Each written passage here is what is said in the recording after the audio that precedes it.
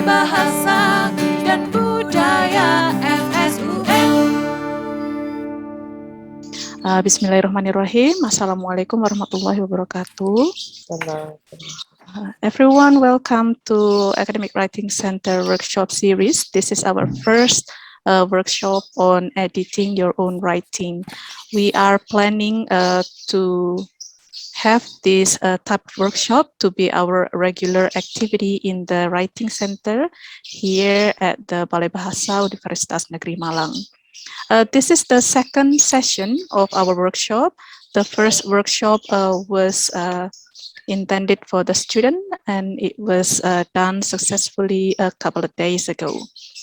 In this session, we are inviting, or we receive registrations from lecturers, hoping to have a regular program for the lectures as well in our Writing Center overall program. We are very happy to have Ibu Utami, the Dean of Faculty of Letters, with us today to be able to open the workshop session. Ibu Utami will be sharing with us the expectation and the support for the Writing Center programs today and in the future. Ibu Utami, I would like to give you the opportunity to open the session today. Ibu Utami. Terima kasih, thank you Ibu Yusnita.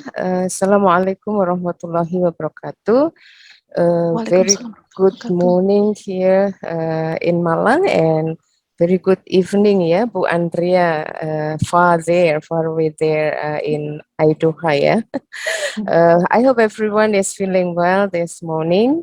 Ibu Bapak, as has been mentioned by Ibu Yusnita, that this is the first workshop for teaching staffs of UM, which is going to be something as regular activities of our center. So just to let you know that basically we are very thankful that Regional English Language Office, the RELO of the US Embassy, has given us the opportunity to establish academic writing center. We call it as AWC. So we are here one of the 4 universities being supported by RELO to establish the AWC. So it's a kind of opportunity for us all to develop, to build up our writing culture.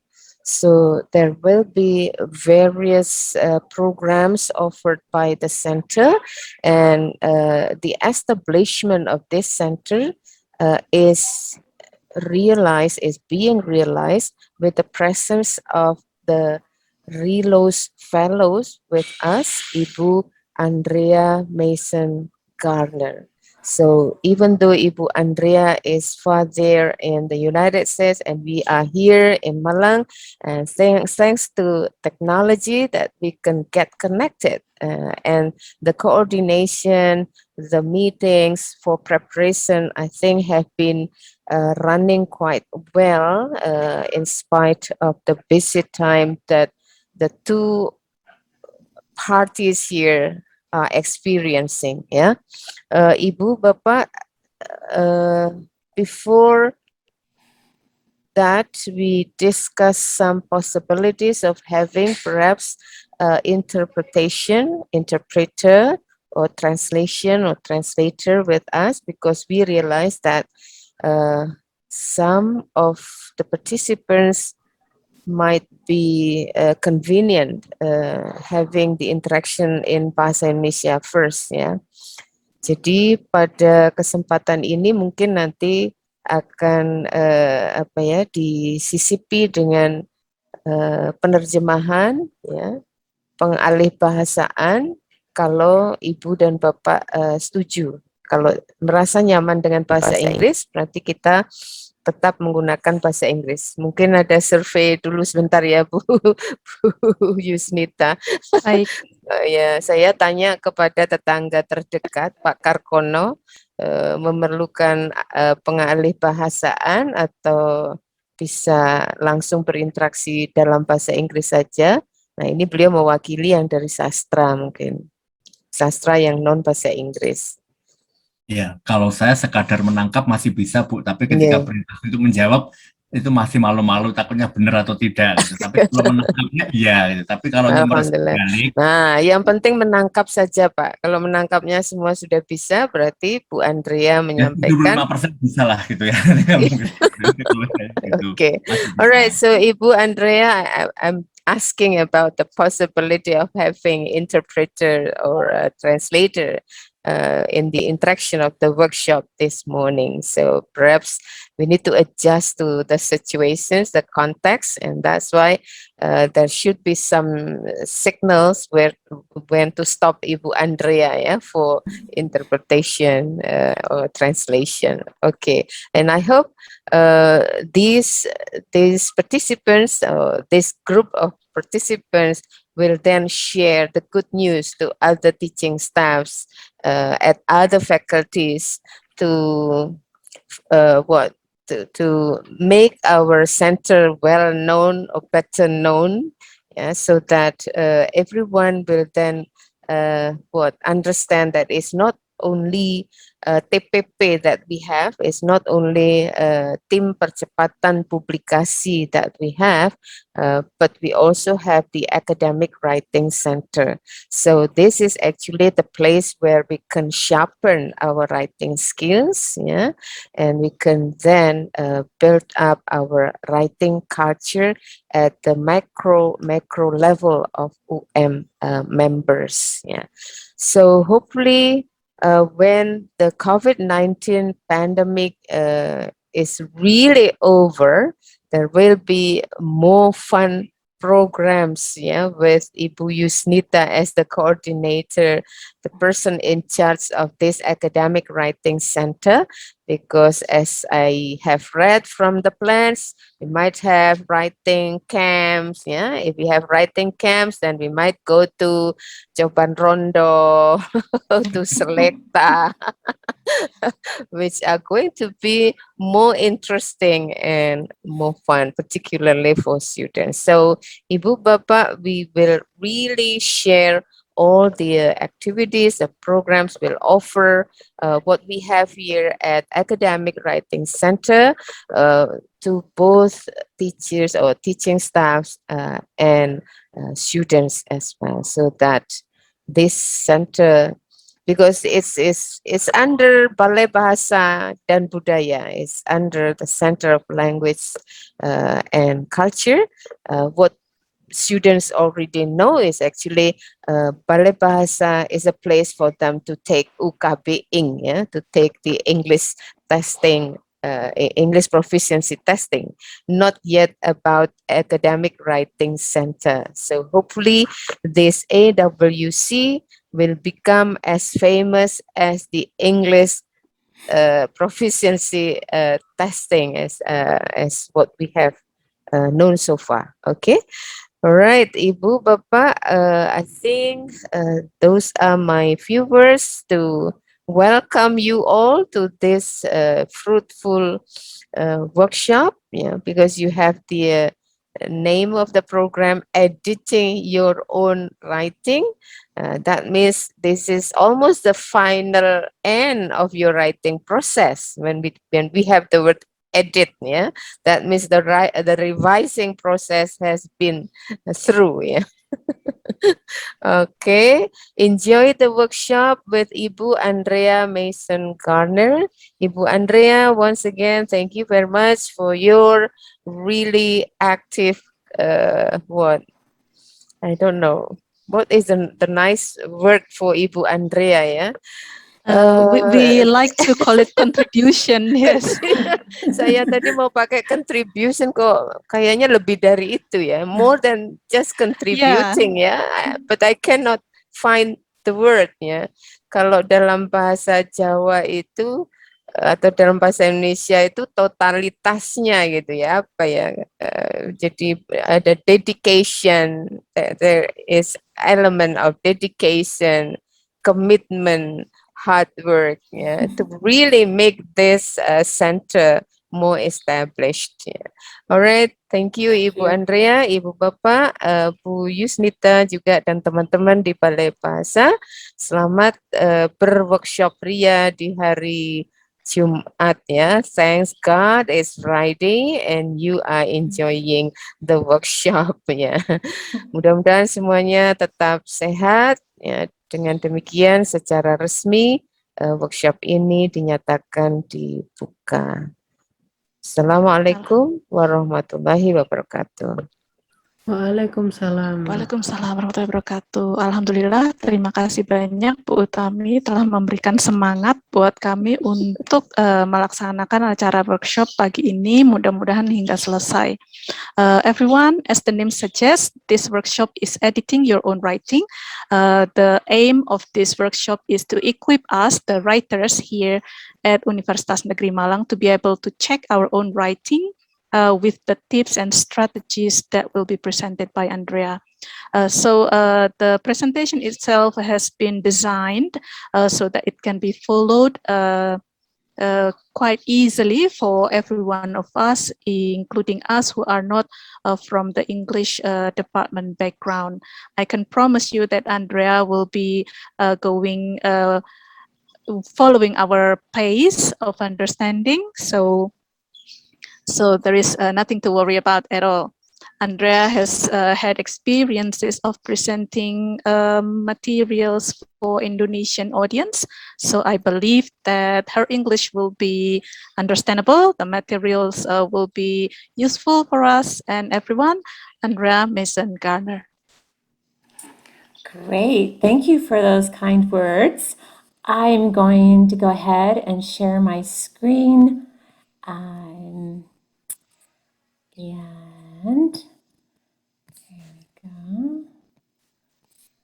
Let me see here.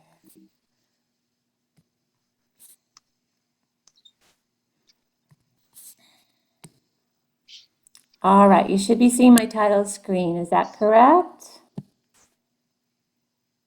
We have Yes. seen your screen. All right, we're off to a good start, right?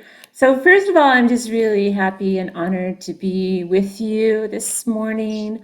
I really learned maybe as much as you might. It's just a great learning and teaching exchange. And so I'm just the facilitator. Some of you have much more experience than I do in certain aspects. So please, let's just all kind of help each other here. But we will be focusing on self-editing, especially flow and cohesion in this workshop. And I'll explain more about what that will look like. So I am using menti.com and I really would love your participation. You'll have a chance to take some quick polls or surveys, and it's actually just kind of fun. It kind of breaks up the normal slide routine. So you can see the code at the top of the screen. If you've been to any of my presentations before, this is the same routine that I've used. If you have any Menti issues, go ahead and put them in the chat box and our team will help you through that. All right. I just want to give a shout out to my colleague, another virtual English language fellow. I adapted a lot of material I'm using for this workshop from one that she did for her university. It's kind of the way we work. We share a lot of materials back and forth in between the four fellows working at the four universities. All right. So your first Menti. I would like you to rate your level of expertise. So this is all anonymous. So the factors are academic research, writing an academic manuscript, revising and editing, and proofreading. So if you can just do a quick rank there, that'll give me an idea of the audience. Baik Bapak Ibu, mari kita gunakan gawai kita, bisa smartphone atau komputer, untuk masuk ke menti.com. Di sana kita akan diminta memasukkan kodenya yang ada di atas presentasi di slide ini, 83847167. Nanti kita bisa memilih untuk vote di sini. Thank you. That's great. So we have one person that's voted or participated. That's great. Thank you. Bu Yus, maaf, Iya, gimana saya bisa mengakses Mentimeternya ya? Mentimeter bisa diakses melalui komputer Ibu atau bisa juga melalui HP. Langsung aja ditulis menti.com begitu. Nanti akan ada kolom untuk memasukkan kode. Oke, baik, terima kasih. Sama-sama.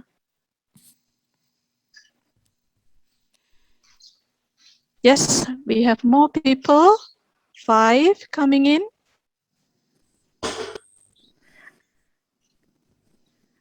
And I believe there's 20 or more, correct, participants?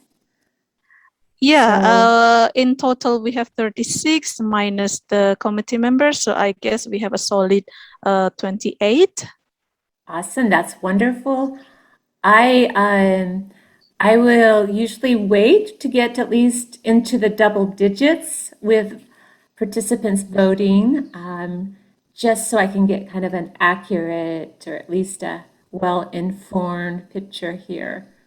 Oh, we're kind of, Nice. yeah. Okay, so we're kind of averaging out for the group as a whole, which is helpful for me to know, and I will try to present the material accordingly. So thank you for that. You can continue to vote even when I move on to another slide. So thank you. Let's see. There we go. I want to start, before we get into the nitty-gritty, of just this particular quote that I think is useful for us as we get started on editing. So, good writing is rewriting, because we all know that writing is a process. It takes much longer to read poor writing than good writing. It is a waste of an advisor's or editor's time to read material that is not yet ready to be presented, and it is disrespectful to expect them to do so. Does this need to be translated? Apakah Bapak Ibu memerlukan penerjemahan untuk ini? Pada intinya bahwa good writing adalah rewriting. Karena biasanya akan perlu lebih banyak waktu untuk menulis tulisan yang ditulis dengan tidak baik daripada tulisan yang lebih ditulis dengan sistematika yang baik, sehingga kita bisa saja buang-buang waktu pembimbing kalau tulisan kita nggak bagus, sudah disubmit kepada pembimbing atau dalam hal ini mungkin journal reviewer begitu. So what we're going to be working on this morning is improving our writing, and so it can be in the best shape possible. All right. So here's a quick overview of what to expect in the time that we have together. I'm going to cover in an overview mode the various levels of editing, and then I'll place our workshop within those levels. I will talk about our overall workshop goals that include 3 strategies that we will practice, and then you'll also have a chance to practice on your own with your own writing. So it's helpful if you have a writing sample of yours available during our practice sessions. I will not ask you to share it unless you choose to. It's really just for your own practice. And then we will, Ibu Yusnita is going to walk us through what we call our research article client checklist that the Writing Center has created. and we want to make sure that you know it's available and how it's formatted and so forth. And then if time allows, we will work as a group on a sample manuscript that was been described as messy. So we can see if we can help this manuscript. All right.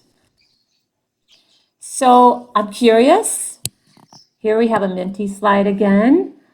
What's your preferred strategy for editing? And the choices that I've provided here: read aloud, focus on your weak areas, ask someone to read your paper, or just allowing adequate time between drafts. Right, let's go back into our Menti. Mari kita kembali ke Mentinya. Dan ini adalah survei singkat saja. Biasanya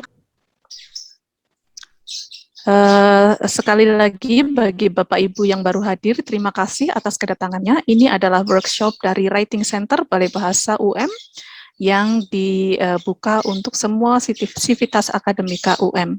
Terima kasih kembali atas kedatangan dan partisipasinya.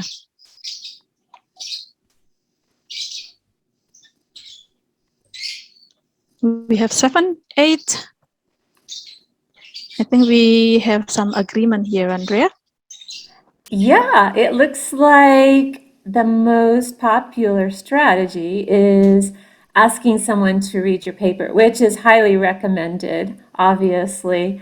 And it's definitely something that can happen in the academic writing center as well, because that is what we do with our clients, is read through the paper and talk about the areas that are of concern to the client. But I also want to point out that the other strategies that aren't as popular are still very highly recommended strategies for editing as well. So there's really no right answer, just what is your favorite answer. Move on. All right. So I promised to talk about the levels of editing at a high level. So how I've categorized them is in the developmental, substantive, more copywriting and proofreading, and then also editing specifically for the journal that author may be submitting to. So I'm just going to briefly describe what I mean by each of these categories. Oh, should I allow time for translation, Yusnita? Okay? Yes, I can translate this.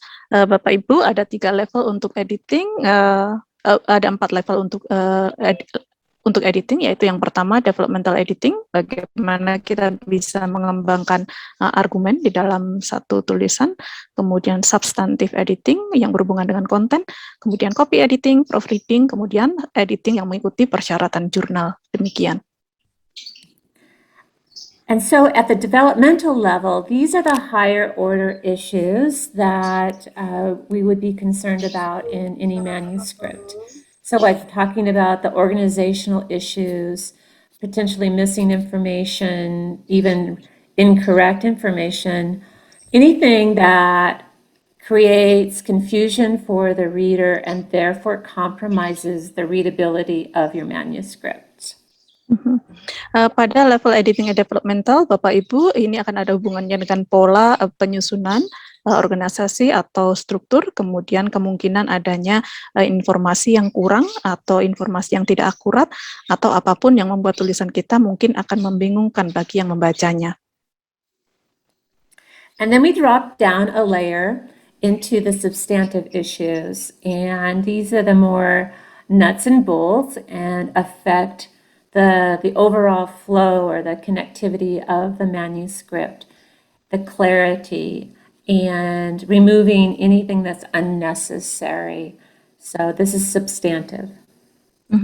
Pada level editing yang substantif, ini akan ada hubungannya dengan flow atau alur kita menulis, konektivitas antar kalimat atau antar paragraf, kemudian kohesinya, kemudian kejelasannya, kemudian bagaimana kita bisa membuang materi-materi yang sebetulnya tidak diperlukan dalam manuskrip kita. And then the copywriting proofreading, which is what we do at the very end. When we've gone through all our various drafts, we feel like we have a solid manuscript, but we still need to check it for grammar and spelling, punctuation, those types of issues. And we'll be providing a list as far as a resource for you as part of this workshop. Pada level copy editing atau proofreading, kita biasanya akan melihat adanya inkonsistensi dalam gaya penulisan kita. Jika kita menulis dalam bahasa Inggris, kemungkinan agreement subject verb-nya kadang kita perlu cek ulang. Kemudian ada phrases atau frase-frase yang terlalu panjang atau membingungkan. Jadi terkesan seperti kita lebih berbicara, bukannya menulis. Kemudian missing words, mungkin kita ada kata-kata yang kurang, atau pengutipan yang hilang atau tidak akurat. Kemudian typo, atau kemungkinan di sini adalah salah spelling. Kemudian juga di sini tanda baca, sangat penting juga untuk dilihat apakah masih kurang akurat. And then our final level of editing is specifically related to the journal. And obviously, it's all driven by the author guidelines and the journal requirements around template and style. Pada level editing yang untuk memenuhi syarat jurnal, biasanya kita harus membuat penyesuaian tentang bagaimana kita sudah menaruh tujuan penelitian, skopnya bagaimana, kemudian audiens atau potensial pembacanya siapa, kemudian apakah sudah sesuai dengan template jurnal masing-masing, apakah gaya penulisan kita sudah sesuai yang disarankan oleh jurnal tertentu, kemudian jumlah kata atau batasan kata yang diminta oleh jurnal tersebut, apakah sudah dicapai, kemudian ada beberapa pertimbangan lain mengenai kepenulisan. So this particular workshop is going to work on elements within the substantive level of editing. In particular, we're going to be working on the flow, connectivity, and cohesion in this workshop. Jadi dalam workshop ini fokus kita adalah membuat editing dalam level substantif yang akan dijelaskan lebih banyak nanti adalah tentang flow, konektivitas, kohesi, kejelasan, dan kemungkinan nomor 5 kita belum akan bahas pada workshop kali ini. Kita akan fokus dulu di 1, 2, 3, dan 4. So the overall goals for the workshop is to, I mentioned earlier that we're going to learn and practice 3 strategies. You may already know them, we're just probably going to review them, but to improve the overall flow and cohesion of a manuscript. So in particular, we're going to look at the use of the old to new information flow. In the second strategy, we're going to look at summary nouns for explaining key ideas. And then we'll spend some time on using the passive voice judiciously. Dalam workshop ini nanti kita akan belajar 3 strategi, yaitu bagaimana membuat old to new information flow. Ini sesuatu yang baru yang saya sendiri pun masih belajar dari presentasi Andrea yang sebelumnya, bahwa dalam membuat kalimat dalam satu paragraf itu ada aturan old to new yang ternyata bisa banget membuat struktur paragraf kita itu jadi lebih enak dan lebih logis. Kemudian bagaimana kita menggunakan summary nouns untuk menjelaskan beberapa ide-ide inti yang ada di dalam paragraf atau tulisan kita. Kemudian sebagai orang Indonesia kita sering sekali menggunakan passive voice, tetapi di sini kita akan belajar bagaimana menggunakan passive voice secukupnya, tidak berlebih, tidak berkurang. So I just want to pause and see if there's any questions or anything that needs to be clarified before I move on. Bapak Ibu, jika ada pertanyaan selama presentasi, silakan bisa ditanyakan sekarang. Jadi kita ingin membuat presentasi ini seinteraktif mungkin, jadi boleh bertanya pada poin manapun. Jika ada pertanyaan bisa ditulis di chat box ataupun bisa langsung angkat tangan untuk bisa menyela. Okay,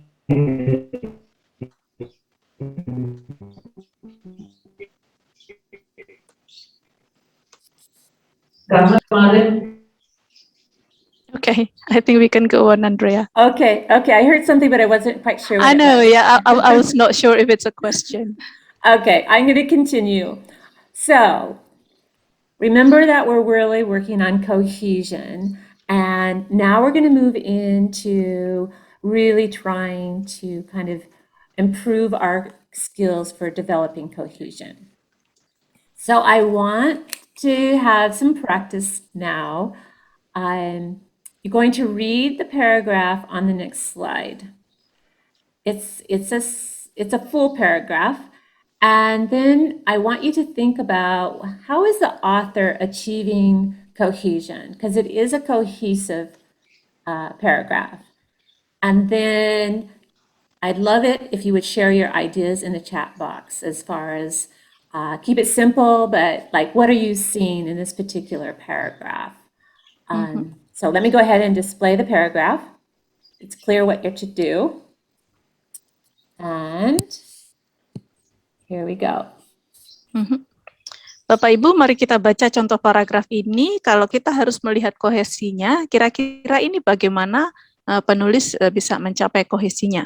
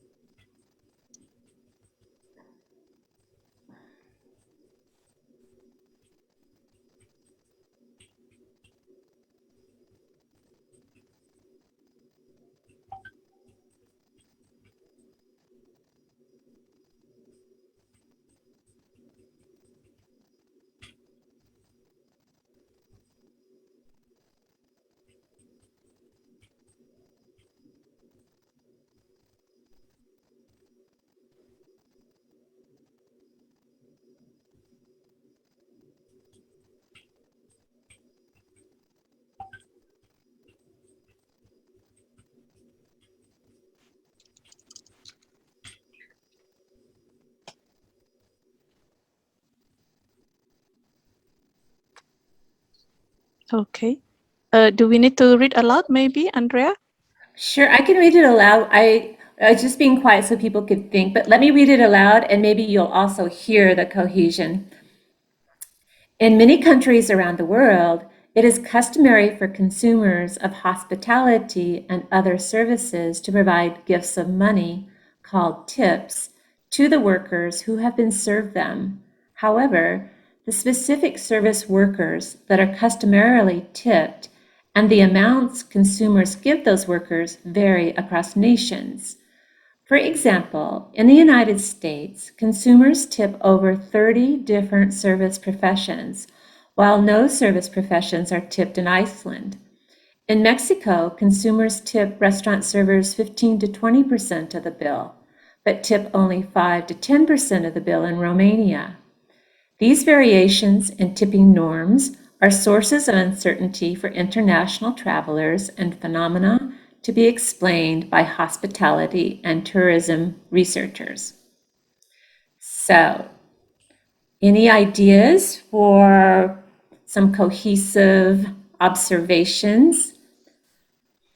We have three opinions in the chat box, Andrea. So first one from Pak Karkono. Pak Karkono is the teaching staff at the Indonesian department.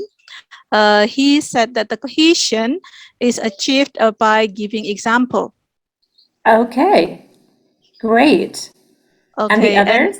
And the others, we have Bapak Chandra from MIPA. He said that this is a good paragraph. And then we have Ibu Sari in the chat box saying that she doesn't think that the author achieved the cohesion of the paragraph as the first sentence is not supported by the next sentences. Oh, okay. We have a wide range of observations there. So, Yes. Oh, we have another one coming up. okay. She said that the substantive of the paragraph is good enough, but the way the author wrote, it is a little bit hard to read because the data from the example is too jumbled if the readers skim it through.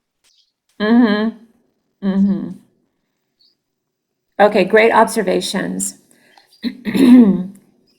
So let's break it down. And the first strategy that we're talking about this morning is the old to new information flow. So let's look at this particular paragraph with that strategy in mind, because what the author has done is they begin each new sentence with old or familiar information from the previous sentence. So let me show you what I mean. What happened? I'm sorry, that is not, oh, here it is. Just me getting confused. Here we go. All right. So first sentence, right? In many countries around the world, it is customary for consumers of hospitality, to the workers who have served them. Okay. So what we're seeing at the end of the first sentence is this subject, workers who have served them. And then we go to the next sentence, right? However, the specific service workers. So we have this connection. So we have workers who have served them. Now we have service workers. So we're starting the second sentence with old information that was presented in the first sentence. And then as we move through sentence 2, we introduce, or the author introduces, new information, because they start to talk about nations, this tipping across nations. So we went from old to new. Looking at the next sentence, we should be first looking for old. So let's see. There we go. It's not as obvious, but the United States is a nation. So as one of the participants noticed, using examples helps make this more cohesive.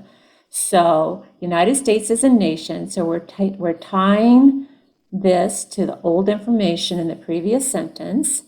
And then we should be looking for new information. And here, so the United States and consumers, okay, that's the new information. It's kind of close together. United States is the nation. Consumers is the new information. We go to the next sentence. We go to a different nation, Mexico, for more examples. But we tie to the previous sentence with the same word this time, consumers. And the new information appears to be tip. But now we're getting into the details of the actual tipping percentages. New information. Go to the next sentence. So now we've tied tip to tipping norms, and that is the end of the examples of old to new information flow. So there's really two things I really want you to notice about this paragraph: that the writer uses repetition in nearly every sentence, right? It's fairly obvious now that we've broken it down. And then what that allows is it allows the reader to quickly kind of connect the thoughts and provide kind of a style of, so the reader knows that, oh, I'm going to learn more and more information as I read through this paragraph. So there's overall, there is the old to new strategy does provide cohesion in this particular paragraph. There are some other style and examples of cohesion that I'm going to show later in this paragraph. This is our sample paragraph for today. We're going to see this quite a bit. All right, so thank you for your input. Yes, we've got examples. I do agree that the percentages are a little jumbled. I think this could have been written a little better to just make it smoother, but I do think it's a solid example of the old to new strategy. All right, so now you get a little bit more practice here. What I have is I have a first sentence here, and I'm going to read it in bold, and then I'm going to ask you which sentence is better following the old to new strategy. So, some astonishing questions about the nature of the universe have been raised by scientists exploring the nature of black holes in space. Which sentence is better? Justina, do you need to translate any of that?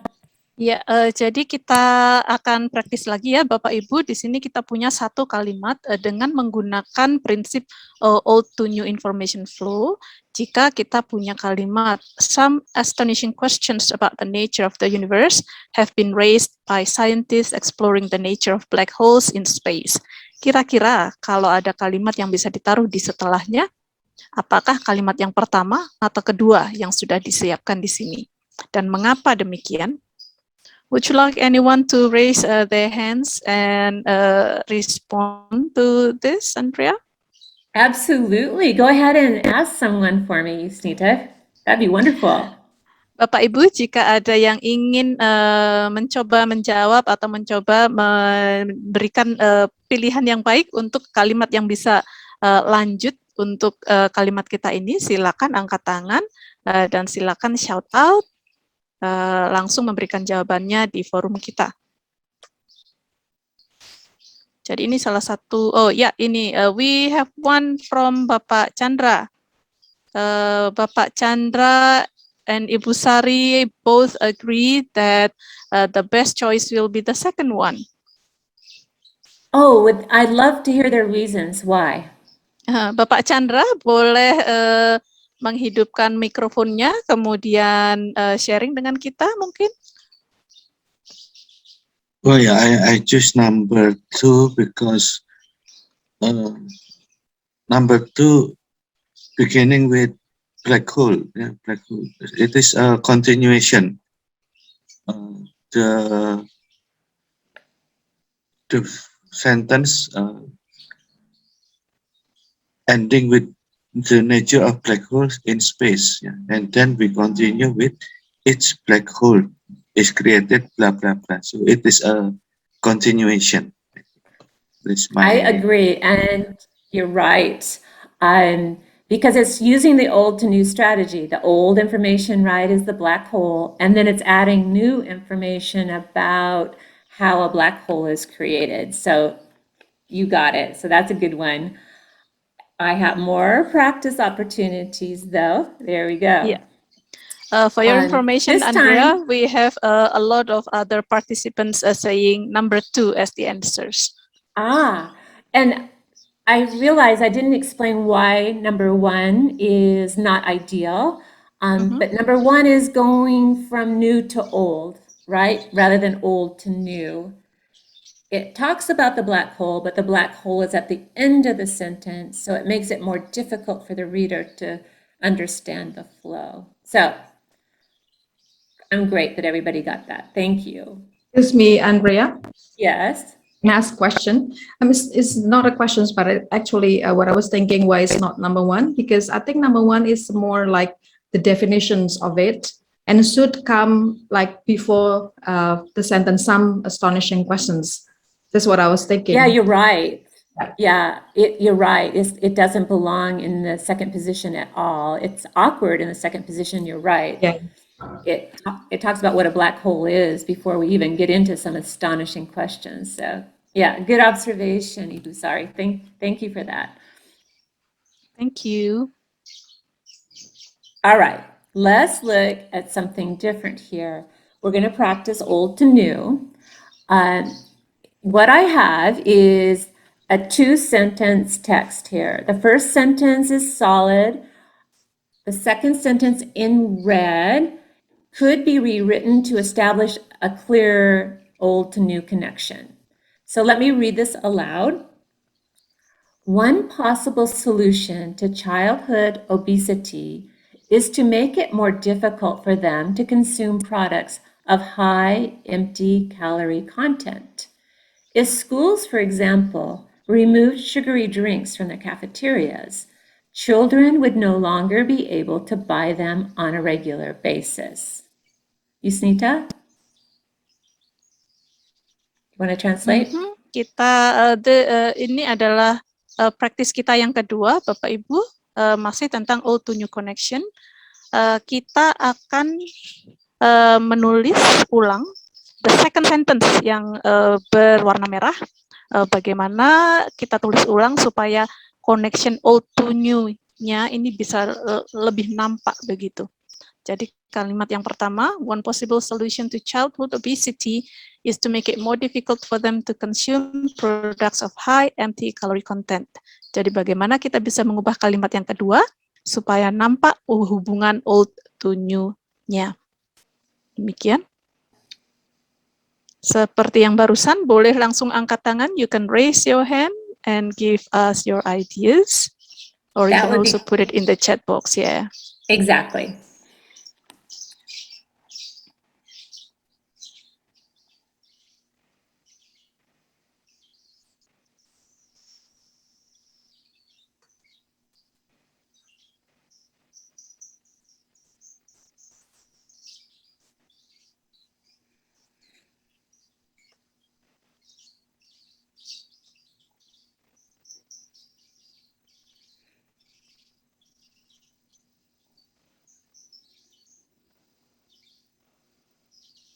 Mari Bapak Ibu yang ada ide, silakan.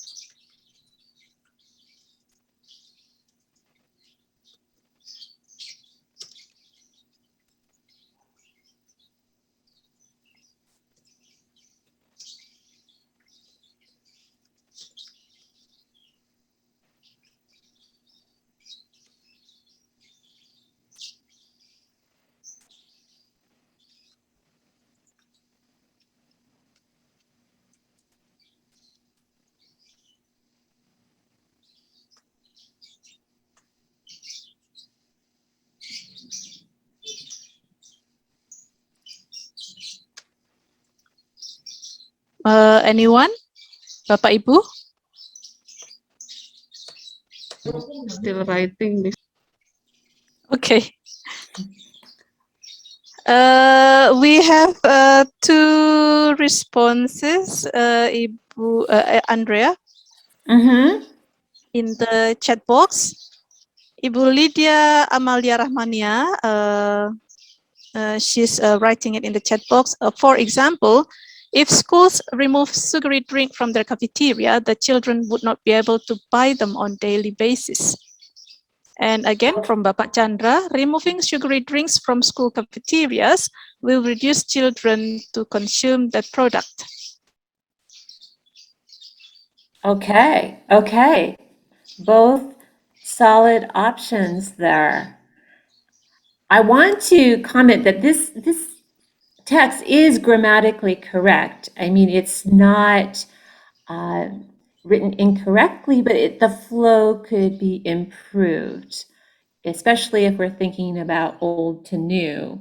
So in the first sentence, the last thing mentioned, right, is calorie content. If we're looking right here, this is the last thing in the first sentence. And the first thing mentioned in the new sentence is schools. So this is the problem. There is not a good flow. So what we want to do is bring sugary drinks, which I think that was in the example, closer to high empty calorie content. And that's exactly, I think, that what was recommended, because it's an example of a high empty calorie content. So let me just show you one possible solution here.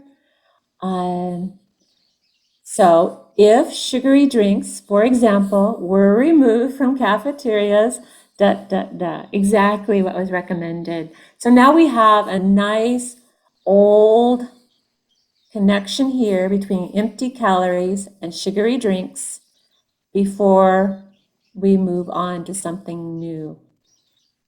I hope that's clear. Mm-hmm.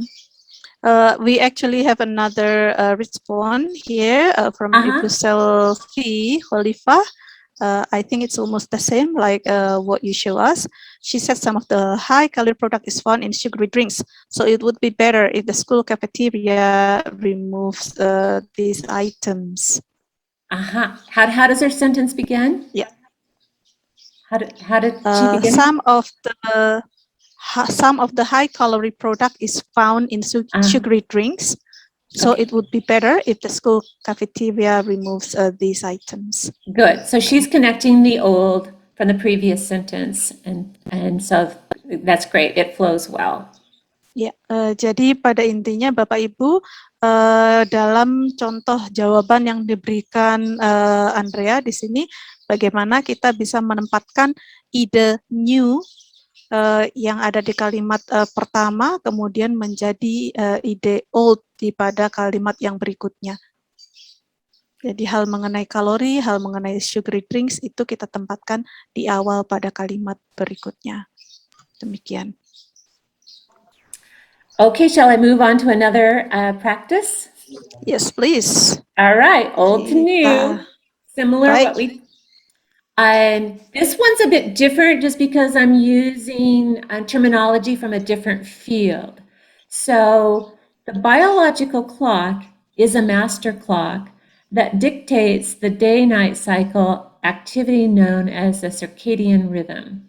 The suprachiasmic nucleus SCN was identified as a location of the clock in the brains of humans and animals. Okay, what can you do to improve the flow of that? Bapak Ibu, menurut Andrea, kalimat ini secara grammar sudah baik, tetapi we need to improve the flow of the sentences dengan menggunakan old to new connection begitu. Kalimat berikut ini sekali lagi yang berwarna merah kita bisa improve untuk mengikuti connection tersebut. Silakan berbagi jawabannya dalam chat box atau boleh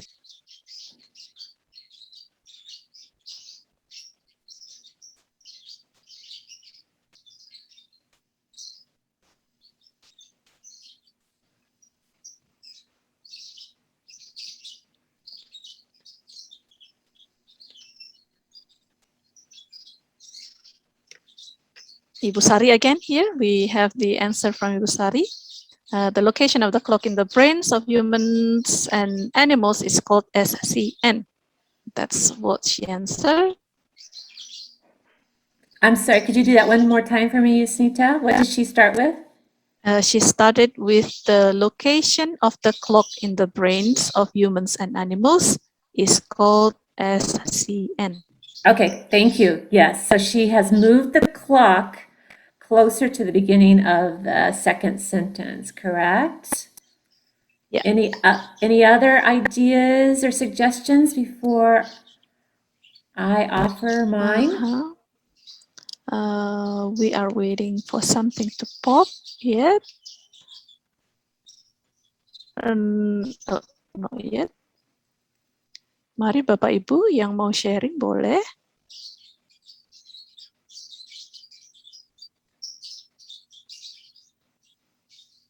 Not yet, Andrea.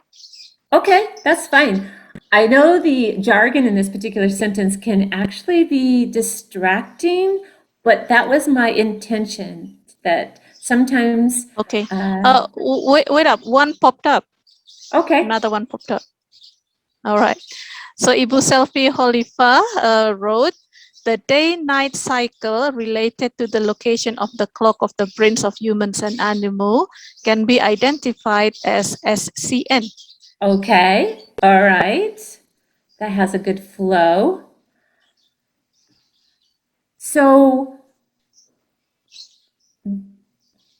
what I want to make sure that we're seeing is the main idea in the first sentence, right, is all around the clock.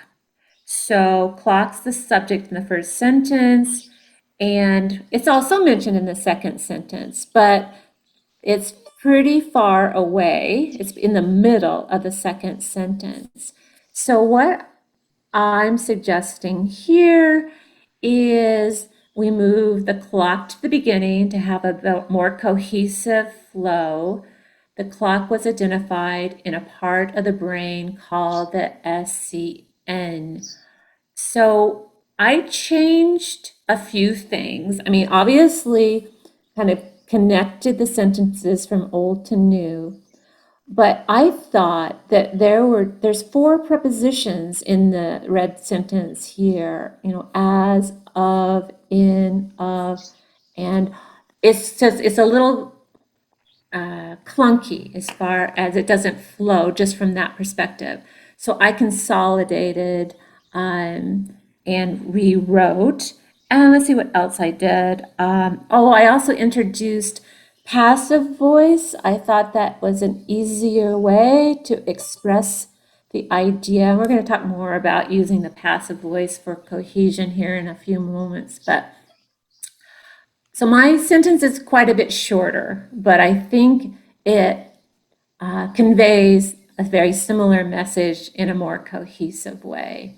So if you were thinking about moving the clock closer to the beginning of the second sentence, then you got it. So good job. All right. Jadi pada intinya kita harus memasukkan informasi tentang the clock ini lebih dekat dengan akhir kalimat yang both participants and committees, we welcome you all to participate in the discussions. So please feel free to raise your hand or write in the chat box. Even if you are the committee members, let's say, because we are all here learning together, you are welcome to join us. And this is a perfect time to pause because I'm going to introduce the second strategy. So if there's anyone that has a question or needs some clarification, this is a perfect time to share your thoughts. Yeah, we apparently have Ibu Selvi Holifa raising her hand. Ibu Selvi, you can talk to us. Thank you. Thank you, Mrs. Nita. I just wondering something related to the last word of the sentences, because you mentioned at the previous sentences at the first black hole. So the black hole will be the beginning of the second sentence.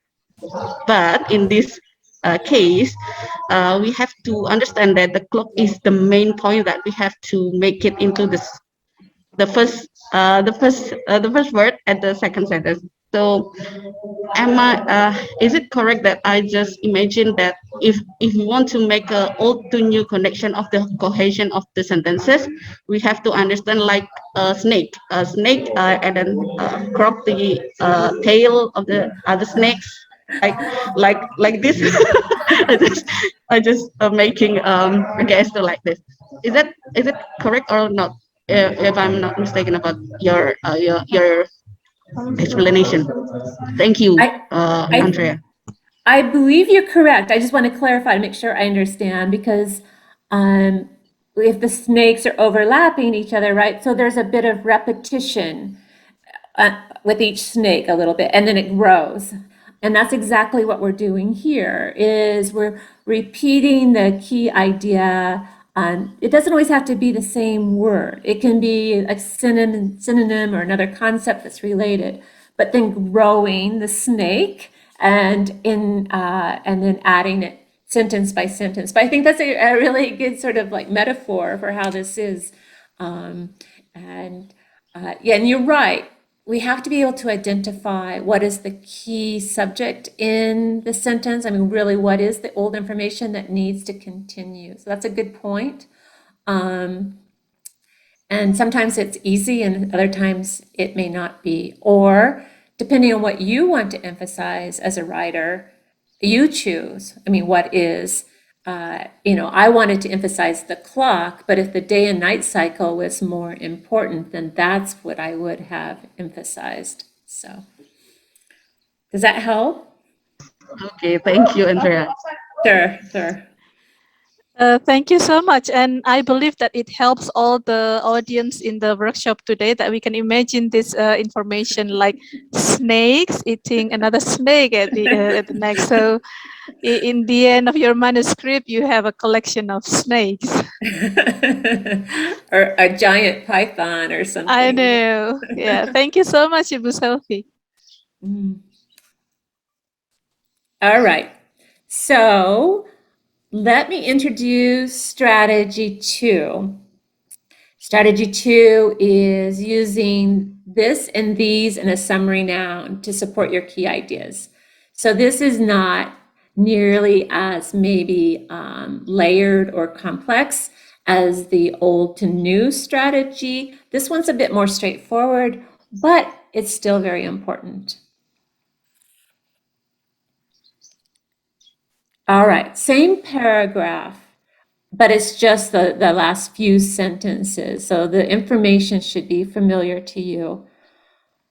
But the author used a pronoun, these, and a summary noun, variations, in this sentence. What is the author referring to when they used these variations? And you can just quickly type in the chat box if you'd like to, or raise your hand. Bapak Ibu, ini adalah paragraf yang sama yang kita sudah bahas di awal tadi, tetapi di sini kita membahas aspek yang lainnya, yaitu penggunaan summary noun. Di sini ada summary noun yang sudah digaris tebal, yaitu this variation.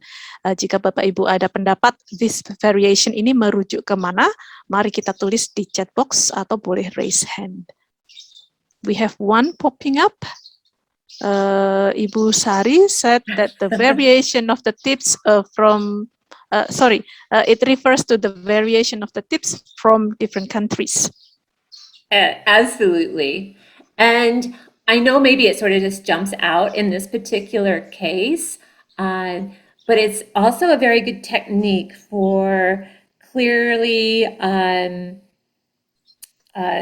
summarizing what's already been said, right? As far as, because we went through the tips of the United States and then Mexico and then Romania. So using these variations quickly signals to the reader, I'm talking about all of these. These variations in tipping norms are sources, la, la, la, la. And so it's a good technique for signaling that you're kind of clumping your ideas and moving on.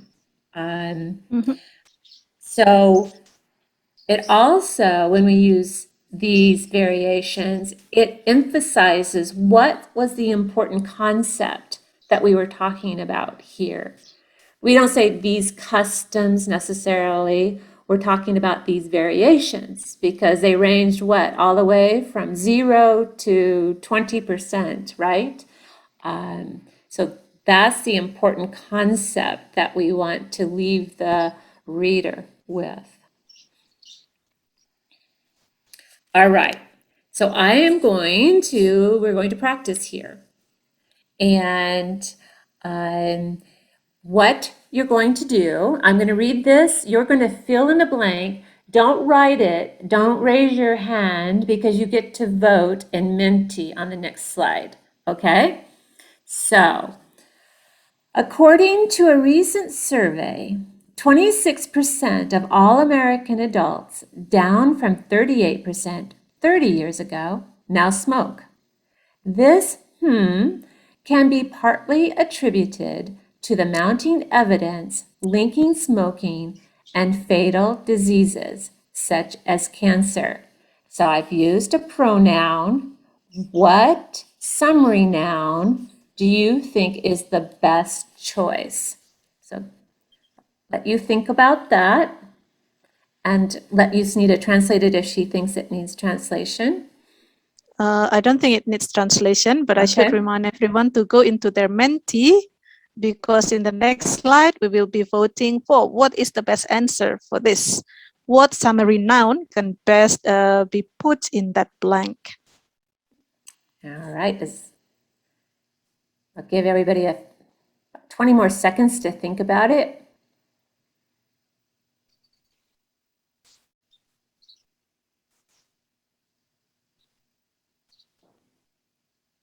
All right, let's vote. What's the best choice? Decline, decrease, drop, improvement, or reduction?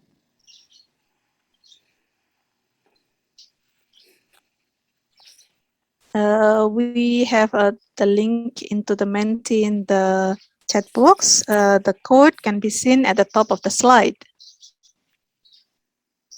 Some people prefers to use the chat box to answer. Somebody says E, somebody says B. Pak Chandra A, Ibu Santi B. We have 2 answers for reduction, actually. 3. Oh.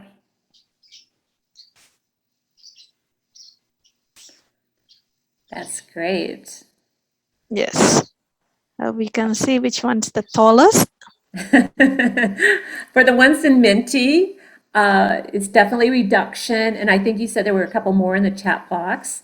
Here we have a few more votes. I'm going to give it just another few more moments because it's just really kind of fun, I think, too, to see what we're all thinking.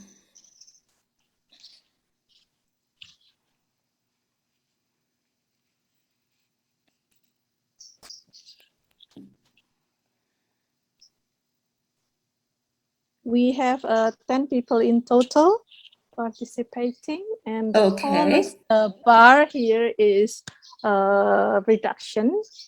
Okay, so let me think about how you voted, and I'm going to go to the next screen and talk a bit about this because I didn't mean to trick you, but it is a little bit of a trick question because actually almost all the words could fit, but the word you choose really matters based on what meaning you are trying to convey.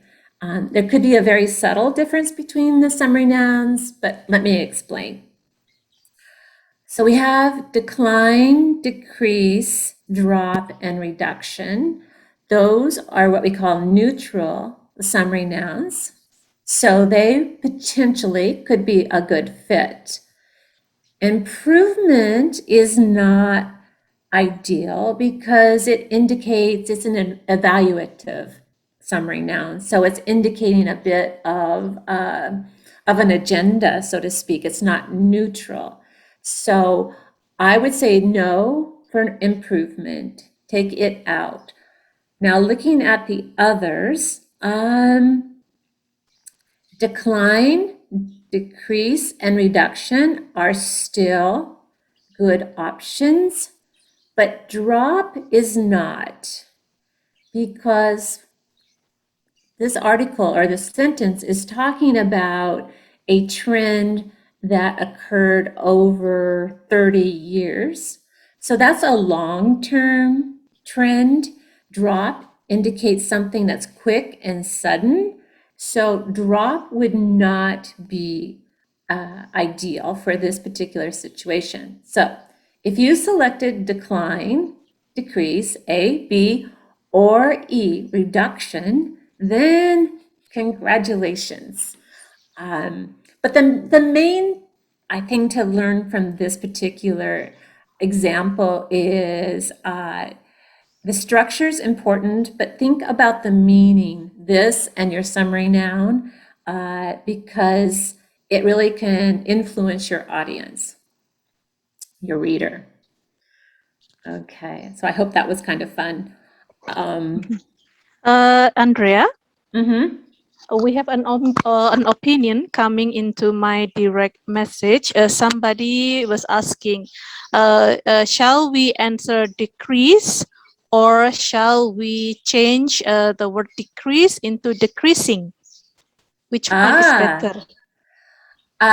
Decrease is the noun form, and that would be the best option if you chose the word decrease, because this decreasing, it wouldn't be the right form of the word, because we're talking about a actual event. There was a decrease or a decline. So they would be used in this form. They would not be changed. If you were to like decline, we wouldn't say this declining either.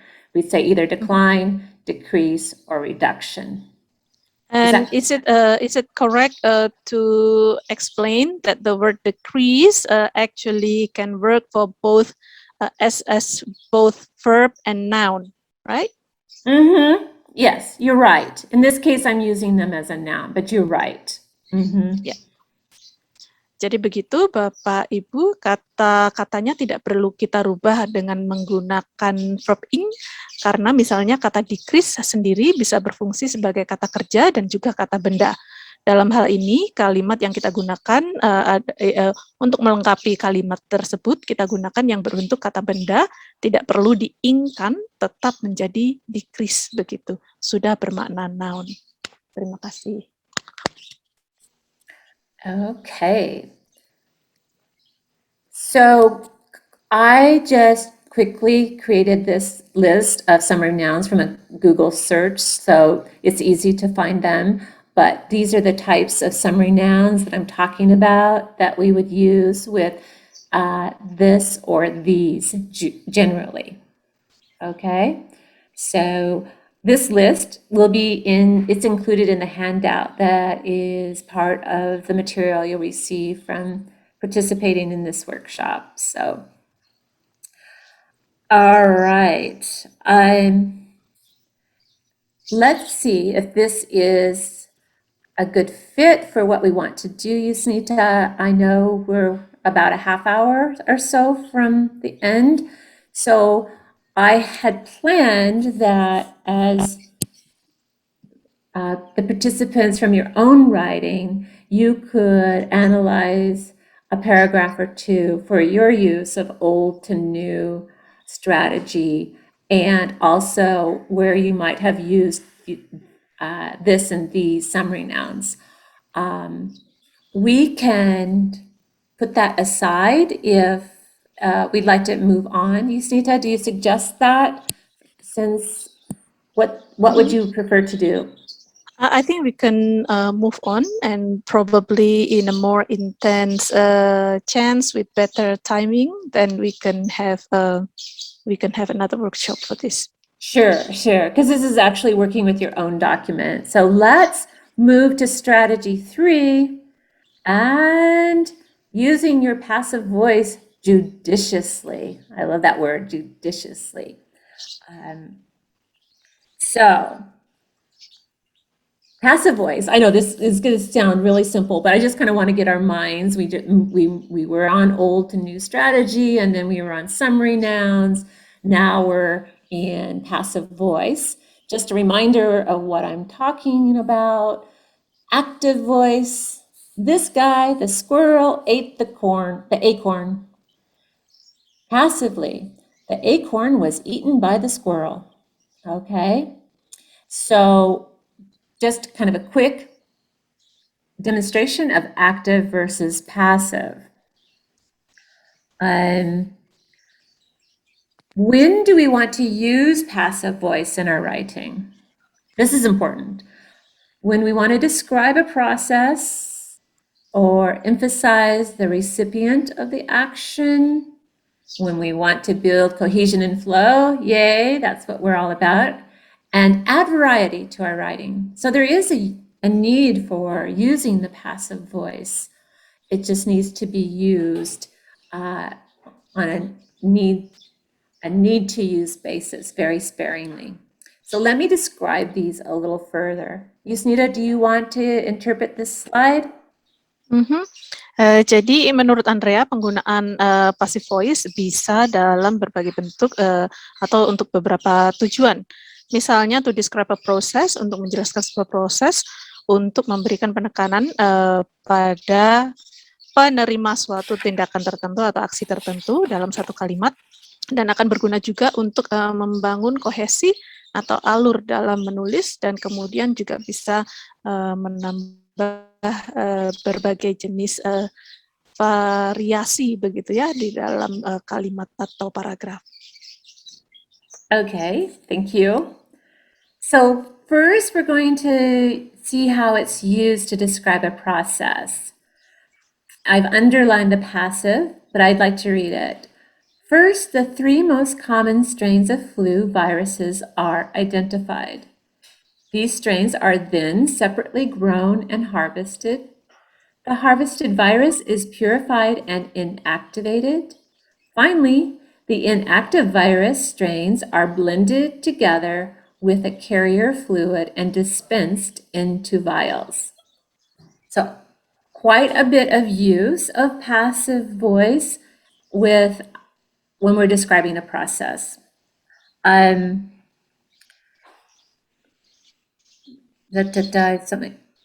So we use, in this paragraph, we've used passives to more than one passive in the same sentence, which is a technique to create better cohesion when we're describing the process. So it's not just one sentence after another, we can combine them. So that is common in some parts of our paper, depending on what we are writing about. That would be totally acceptable. In the next case, we would want to use passive voice to emphasize the recipient of the action. So you can see the difference. In the active, salinity reduced plant growth. Passive, plant growth was reduced by salinity. So the whole emphasis changes between the use of voice. So obviously in the active, the salinity is the most important. In the passive, the plant growth is the most important. Stop me if you have any questions. I did not put practice slides together at this point, so we'll just... But I did want to point out, in our sample paragraph, there was a use of passive voice, right? So it's actually used to continue the old to new strategy. So remember, we were talking about these variations and tipping. That's the old. And the author is passing off the explanation to be explained by hospitality and tourism researchers, connecting it to the new. So it can be used to build cohesion. The reader would expect the next section would be about information provided by those researchers. Is that clear? Bapak Ibu, kami berharap penjelasan ini cukup jelas untuk penggunaan passive voice. Tidak akan ada banyak exercise untuk bagian passive voice karena penggunaannya cukup sederhana. Okay. So here, I want to kind of go through a demonstration with you. The yellow is sample one. Let's just call it sample one. A government has a duty to develop infrastructure. This will allow an economy to prosper and for citizens to gain more from it. If a government introduces better transportation services, for example, they can help increase productivity by minimizing traffic congestion, thereby reducing workers' commute time and stress levels. All right, so it's about infrastructure. There's nothing grammatically wrong with this paragraph, but it can be improved, right? It's not what I would call cohesive. It has, if you can see my box there, it has 2 simple sentences, one complex. Everything is in the active voice, and there's 49 words in total. I'm not going to ask you to rewrite this, but I'd like you to think about it let's just take a minute and think quietly about how you could create a more cohesive and interesting paragraph by changing to the passive voice.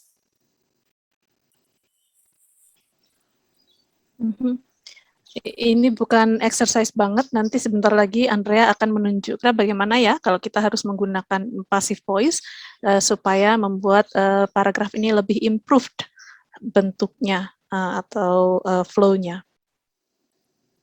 Lebih bervariasi lah.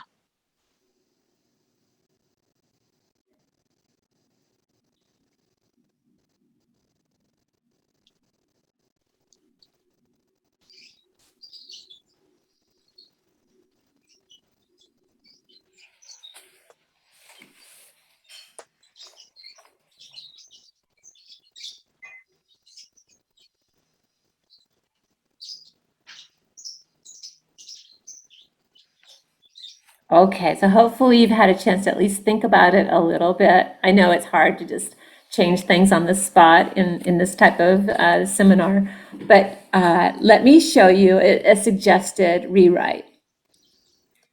So, a nation in which transportation infrastructure, for example, is sufficiently developed can increase worker productivity by reducing commute times and workers' stress levels. Thus, a government is obliged to promote this development, thereby improving the economy and its citizens' benefits. So I know I've done quite a bit of rewrite, and I wanted to kind of walk us through what I did and why I did it. So I moved the idea expressed in sentence 3, this long sentence, I moved it to my first sentence and I changed it to passive voice. Okay, which you can see here is sufficiently developed. And then I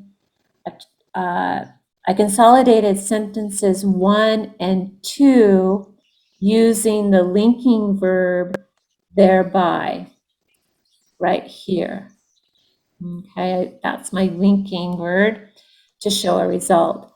And I shortened it into 40 words. So I think this is a good example of how the passive voice can be used to make something a bit more interesting than this active voice description here. Jadi ini yang disarankan Andrea, jadi dalam bentuknya yang lebih singkat dengan menggunakan passive voice yang secukupnya justru akan lebih menarik dan mudah dipahami pembaca kita. Jadi ide yang tadi ada di kalimat ketiga dipindahkan ke kalimat ke-1 dan dirubah menjadi kalimat pasif. Kemudian kita gabungkan kalimat pertama dan kedua menggunakan thereby untuk menunjukkan hubungan cause effect-nya. And one other just small thing, but it's important. I used a linking connection here, thus, to show a definite connection. And you don't see any of that type of linkage here. So it's small, but it makes it much more readable. Ini jadinya lebih mudah dibaca juga dengan kalimat yang hanya 2 dan isi yang lebih kompak, concise gitu ya, lebih ringkas dengan 40 kata saja. Okay, so if we were had more time, you would actually be editing now in your work for your passive voice, but obviously you can do that on your own. So this really brings me to the end of the content that I wanted to present to you, and we can open it up for Q&A if Yusnita would like to do that now. Okay, let's go ahead. And I didn't create a Q&A slide, but we can just use hands or chat box. Anything that you might want to ask about the developmental stages, strategy 1, old to new information, strategy 2, this, these, and summary nouns, or the passive voice, which was strategy 3. Bapak Ibu, ini adalah akhir dari presentasi Andrea. Jika Bapak Ibu ada pertanyaan, silakan disampaikan dalam hal apapun itu. Selama sesi ini juga sesi untuk question and answer, panitia kami akan menyampaikan link untuk post workshop survey. Di situ kami memberikan beberapa poin pertanyaan yang mungkin relevan mengikuti workshop kita hari ini. Yang pertama, kalau nanti kita akan ada workshop lagi, kira-kira jamnya atau harinya yang baik kapan, supaya banyak yang bisa mengikuti dengan nyaman. Kemudian juga jika ada ide untuk workshop berikutnya, kira-kira nanti topiknya tentang apa. Teman-teman panitia silakan dibagi untuk post workshop survei-nya. Kemudian jika ada pertanyaan Bapak Ibu mengenai presentasi yang hari ini, silakan tunjuk tangan ataupun menuliskan pertanyaan dalam chat box. And as you're thinking of questions or comments, if you have any, go ahead and vote about which strategy will be most helpful in your editing process. Ya, kemudian mari kita pergi ke mentinya lagi, bagaimana strategi mana yang paling bermanfaat untuk editing your own writing.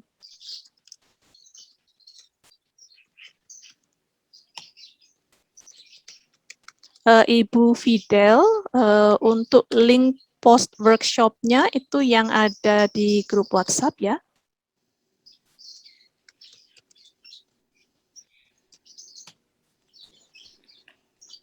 Any other people want to vote about their strategy? I see 3 that have voted here. Perhaps some people have commented in the chat box.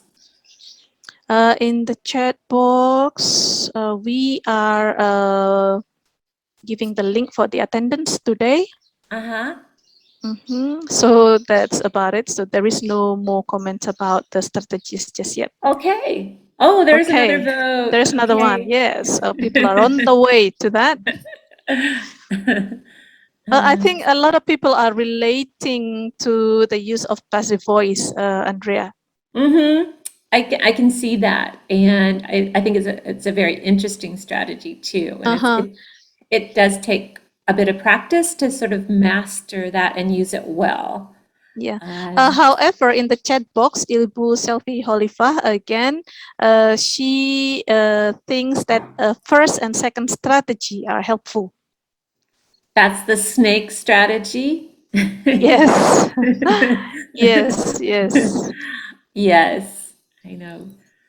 Well, they're all three obviously useful for building cohesion, and that's why we were talking about them today. You can continue to post questions in the chat box. I'm going to turn it over, though, to Ibu Yusnita so she can show us the research article checklist that I mentioned at the beginning of the workshop. Okay? Mhm. Thank you so much, Andrea. Of course. My pleasure.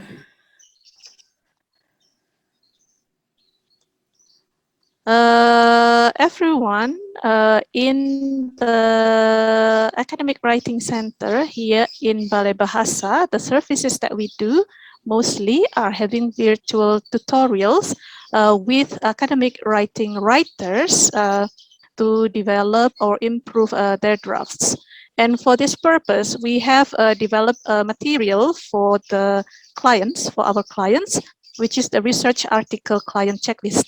With this checklist, we break down each of the elements in the research article and give some sort of guideline or questions that research article writers can ask to themselves so that they can go and improve their own drafts. For example, in the abstracts, we are giving guidance through these questions, also how the moves that they need to check in their own abstracts, so that they can go on and answer themselves and give comments on their own work. So this has been very useful for our clients to check their own writing. That's the abstract. And then introduction section in a research article. And then for the literature review section in the article, the methodology section, the result and discussion section, on into the conclusion section.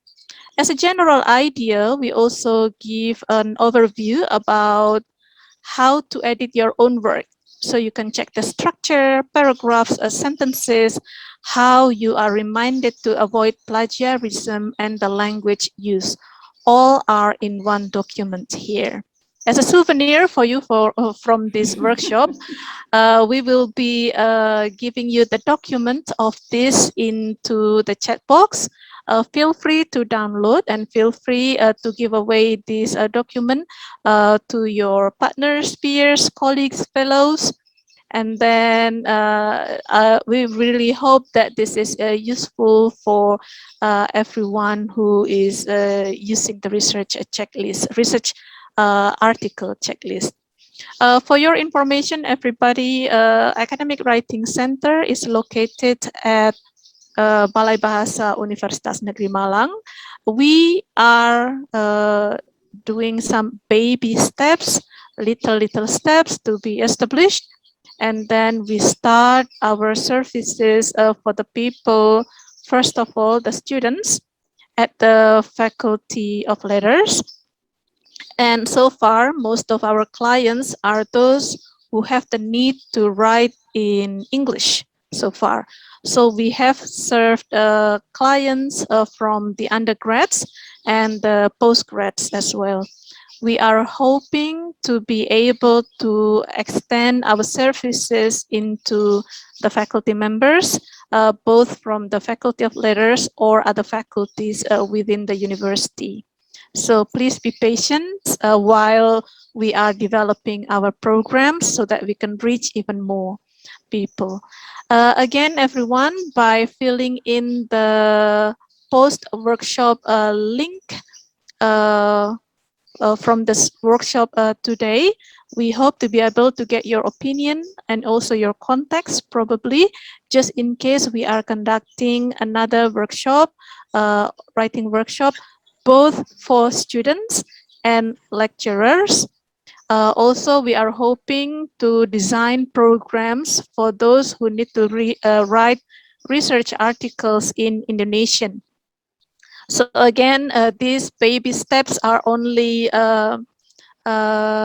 possible due to the supports from everybody at the university, from RELO, and of course from workshop participants like yourself. Please feel free to send the workshop link for both students and lecturers. We would like to gather your opinions about how we can improve our services. Ibu Nisa, from our staff from Balai Bahasa, has sent you a link of Google Drive to download the material from today's workshop. So I believe that the research checklist is available in the Google Drive as well. If you have any question, again, about the presentation or about the research article or about the writing center itself, please feel free to raise your hand and shout out or write in the chat box.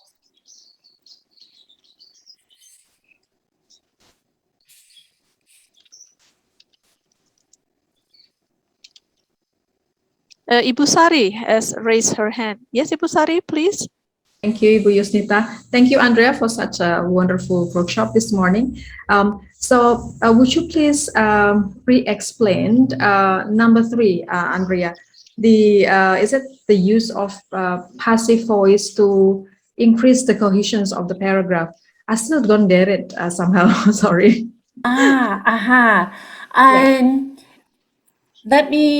Let me share my screen again and go back, okay? Because I think that would be the easiest. And I can find it quickly here. So you've seen my screen again? Okay. It's, I think, somehow the third one, but the fourth, I got it, yeah. Oh, the fourth one under passive voice? Yeah, that's clear. Yeah, this one, yeah. Okay. So this passive voice, yeah. Sorry, you go first. So this is the one that you wanted to talk about. Is that correct? Yes. Okay. Yeah. Okay. So how it's used here to build cohesion is that, remember all the sentences before, it was fairly obvious that was new to old, right? And we're continuing that. But here we've actually captured the new in this passive way, because it's to be explained. And so, meaning the new information will be forthcoming. And so it kind of added a bit of the cohesive part is that it's coming, to stay tuned, it's going to be explained, and it connects between what was already written. Does that help? Yes, that helps a lot. So this is what I trying to make sense. So this passive voice is actually a signal for the readers for the next to join the paragraph, the first paragraph idea, for example, to connect with the second paragraph idea. Exactly. That's a really good way to explain it. It's a great connector, and it breaks up the pattern that's been used so far in this paragraph to make it, to really kind of draw attention to what's coming, right?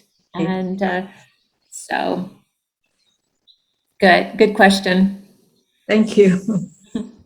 Thanks, Andrea. Yeah, it's been fun. I mean, this is always good learning for me too. I mean, to really think about why we write the way we do, it's like, wow. Yeah.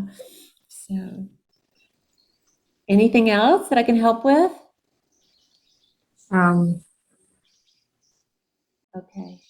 Okay, thank you so much, participants, for your active participations. If you have any questions or comments, please feel free to raise your hands. Otherwise, everyone. Saya ada pertanyaan, Bu Yus. Saya ketik di chat box. There is a question. Let me see. Ibu Santi Rawati is asking, Andrea, how to combine sentences or use connectors from a previous research report into the section of the state of the art or novelty or the focus of our research. So when we are building a research, we are usually suggested to have a section about the state of the art or the aim of the study. So how to connect the previous research that we read as our literature review into the aim of our current research. Good question, but probably beyond what I can answer in the moment here, right? Because it's sort of that whole synthesizing the information and supporting your aim, your argument, that type of thing. But I can say that we are preparing material for a future workshop potentially that will definitely address this type of concern because we have received feedback from others that this could be a helpful topic, is especially as we're focusing on our lit review intro section because it's obviously quite challenging, right, to bring all that material together and to make a cohesive section. So I believe that will be coming in the near future.